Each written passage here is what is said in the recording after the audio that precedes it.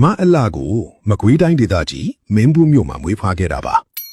မွေးတက်ဂရိတ်1956ခုနှစ်ဇူလိုင်လ3ရက်နေ့မှာမွေးတာဖြစ်လို့အခုဆိုရင်အသက်80ထဲမှာရှိနေပါပြီမိဘများမှာအဖေကဦးခင်လိုင်အမေကဒေါ်လာမူဖြစ်ပါတယ်မိဘနှစ်ပါးစလုံးကတနင်္သာရီတိုင်းဒဝယ်ဇာတိတွေဖြစ်ပြီးဖခင်ဖြစ်သူဦးခင်လိုင်ကအစိုးရပကြီးဆရာတဦးဖြစ်ခဲ့ပါတယ်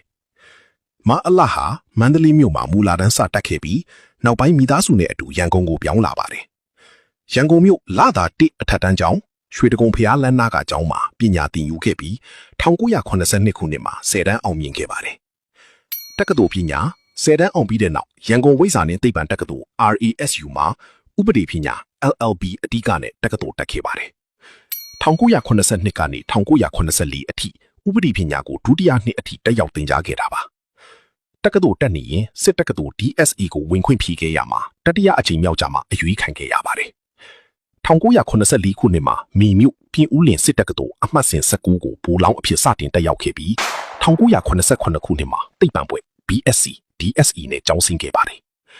နောက်ပိုင်းယာဒူးတက်လာတဲ့အခါမှာတော့နိုင်ငံတော်ကာကွယ်ရေးတက္ကသိုလ် NTC မှာကာကွယ်ရေးမဟာဝိဇ္ဇာဘွဲ့ကိုထပ်မံရယူခဲ့ပါတယ်တကယ်တော့သူကစစ်တပ်ထဲမှာတိတ်ပြီးထူးချွန်ထင်ရှားတဲ့လူမဟုတ်ပါဘူးပုံမှန်လေးပဲတက်လာတာ2002မှာကျိုင်းတုံသရီကန်ဒေတာတိုင်းမှုဖြစ်တယ်2008မှာကာစာထားနှစ်မှုဖြစ်လာပြီးဗိုလ်ချုပ်မှုကြီးတန်းရွှေအနားယူခါနီ2017ကျမှညှိနှိုင်းကိုကဲရေးမှုကနေအဆင့်ကျော်ပြီးကာကွယ်ရေးဦးစီးချုပ်ကားချုပ်အဖြစ်အမွေပေးခြင်းခံခဲ့ရတာစစ်တပ်ထဲကယာဒူးတွေနဲ့ NLD လက်ထက်ရခိုင်ရေး2015မှာ NLD အစိုးရတက်လာတော့သူနဲ့စစ်တပ်ကအရက်သားအစိုးရအပေါ်အမြဲချီထိုးကျင်နေတာပေါ့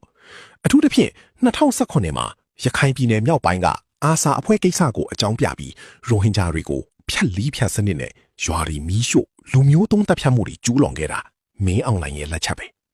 အဲ့ဒီတုန်းကလူပေါင်း9သိန်းကျော်ဘင်္ဂလားဒေ့ရှ်ဘက်ထွက်ပြေးခဲ့ရလို့ကမ္ဘာခုံရုံးနေမှာသူတရားစွဲခံရတဲ့အထိဖြစ်သွားတာလीဘာလို့အာနာသိန်းတာလဲသူအာနာသိန်းရတဲ့တကယ့်အကြောင်းရင်းကရိုးရိုးလေးပဲ2020ရွေးကောက်ပွဲမှာ NLD ကတောင်ပြိုကမ်းပြိုထက်နိုင်ပြီးစစ်တပ်ကြောထောက်နောက်ခံပြုထားတဲ့ USDP ကအရှက်ရအောင်ရှုံးသွားလို့ပဲ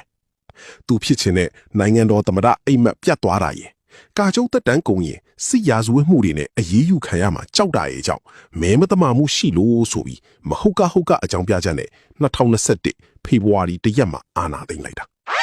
အာဏာသိမ်းတဲ့နေ့မနက်အစောကြီးမှာတင်သမ္မတဦးဝင်းမြင့်နဲ့အမေစုဒေါ်အောင်ဆန်းစုကြည်အပါအဝင် NLD ခေါင်းဆောင်တွေကိုအတင်းအဓမ္မဖမ်းဆီးချုံနှောင်လိုက်တယ်။အဲဒီနောက်တိုင်းပြည်အနှံ့စန္ဒပြပွဲတွေနဲ့ຫນွေဦးတော်လှန်ရေးပေါ်လာတော့မင်းအောင်လှိုင်ကသူ့စစ်သားတွေကိုလမ်းပေါ်လှုပ်ပြီးပြည်သူတွေကိုခေါင်းချိန်ပစ်ခိုင်းတာ။ဖမ်းမိတဲ့လူတွေကိုလည်းစစ်ကြောရေးမှာနှိပ်စက်ညှဉ်းပန်းမှုကြောင့်အသက်ဆုံးရှုံးခဲ့ရသူတွေအများကြီးပါ။နိုင်ငံရေးသမားတွေအများကြီးစစ်ကြောရေးမှာကြာဆုံးခဲ့ရပါတယ်။ဒါတွေမကသေးဘူး။ကုချင်းမီနဲ့ကိုဖြူးစီရတော့အပါဝင်ထင်ရှားသူ4ဦးကိုပါမတရားကြိုးမိန်ပြီးကုမြတ်ခဲ့သေးတယ်။အဲ့ဒီလိုငြိမ်းချမ်းစွာစန္ဒပြတာကိုလက်နက်နဲ့ရက်ဆက်ပြလာတော့မြို့ပြကចောင်းသားလူငယ်တွေနဲ့ပြည်သူတွေဟာမခံမရက်နိုင်ဖြစ်ပြီးတိုင်းရင်းသားနယ်မြေတွေကိုတောခိုကုန်ကြတော့တာပေါ့။အဲ့ဒီကနေစစ်ပညာသင်ပြီး NUG ရဲ့လမ်းညွှန်မှုနဲ့အတူတနိုင်ငံလုံးမှာ PDF ပြည်သူ့ကာကွယ်ရေးတပ်တွေဖွဲ့ပြီးပြန်လေတွန်းလှန်စစ်ဆင်နွှဲခဲ့ကြတာယနေ့အထိပဲ။